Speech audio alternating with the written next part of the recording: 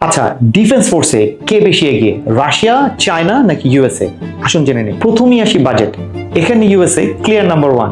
তারা গত বছর স্পেন্ড করেছিল $800 বিলিয়ন বেশি। হ্যাঁ, আপনি ঠিক শুনছেন। সেকেন্ডে আছে চায়না 200 এবং রাশিয়া $150 বিলিয়ন।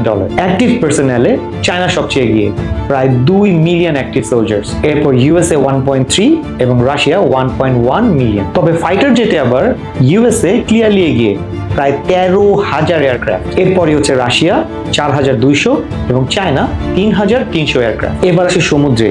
শিপ কাউন্টে চায়নার আছে পৃথিবীর সবচেয়ে বড় নৌবাহিনী, কিন্তু গ্লোবাল রিচে ইউএসএ কিন্তু এখনো নাম্বার ওয়ান, মানে সবচেয়ে বেশি ক্যারিয়ার এবং ওভারসিজ বেস।